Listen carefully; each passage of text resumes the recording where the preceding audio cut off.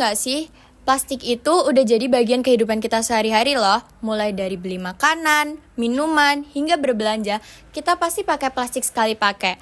Tapi masalahnya kita sering lupa gimana sih cara mengelola sampah plastik dengan baik.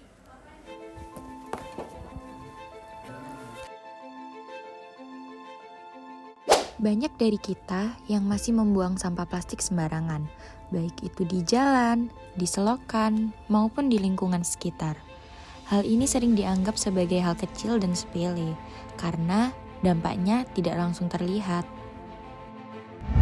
Padahal, jika dilakukan secara terus-menerus dan oleh banyak orang, kebiasaan ini dapat menimbulkan permasalahan lingkungan yang cukup serius.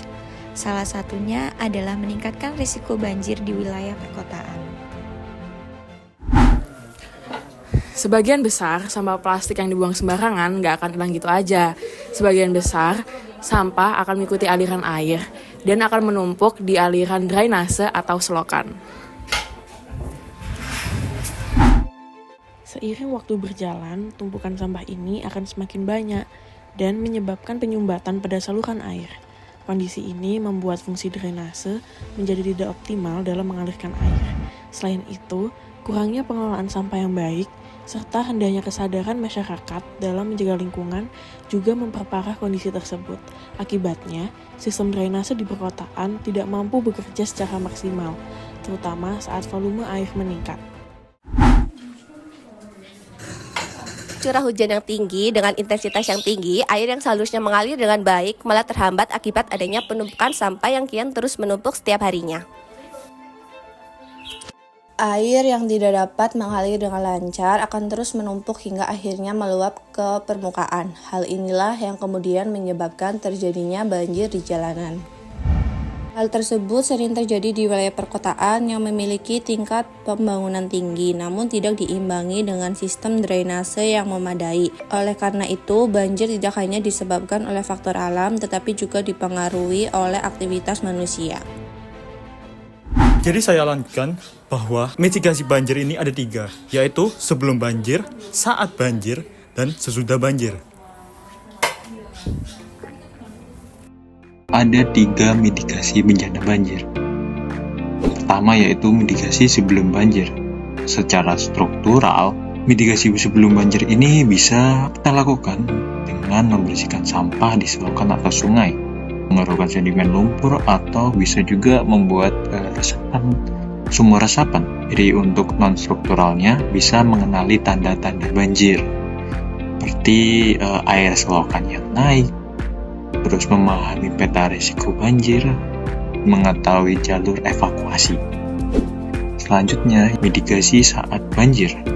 Mitigasi saat banjir ini adalah respon kita terhadap banjir tersebut. Respon kita, bencana banjir itu sudah mulai terjadi. Jika terjadi banjir, kita harus mematikan listrik. Itu bisa menghindari sebuah sengatan listrik. Evakuasi ke tempat yang lebih tinggi dan aman, hindari berjalan di air yang deras dan jauhi saluran air atau kubangan.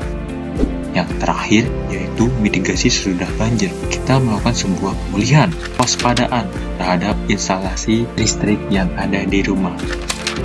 Bersihkan rumah dan lingkungan dari sisa-sisa lumpuran. Pasti kalau banjir masuk ke rumah kita itu pasti tertinggal sebuah kotoran atau lumpur-lumpur yang ada di tanah, seperti itu. Dan periksa kembali struktur bangunan apakah aman untuk digali kembali. Jadi itu adalah sebuah mitigasi bencana banjir.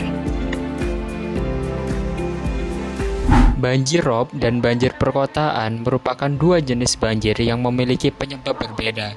Banjir rob terjadi akibat naiknya permukaan air laut yang masuk ke daratan saat pasang tinggi, sehingga umumnya terjadi di wilayah pesisir. Faktor seperti perubahan iklim, penurunan muka tanah, dan gelombang pasang dapat memperparah terjadinya banjir rob. Sementara itu, banjir perkotaan terjadi karena curah hujan yang tinggi dan sistem drainase yang tidak mampu menampung volume air. Kondisi ini sering diperburuk oleh penyumbatan saluran air sampah, berkurangnya daerah resapan air, serta pesatnya pembangunan di kawasan perkotaan.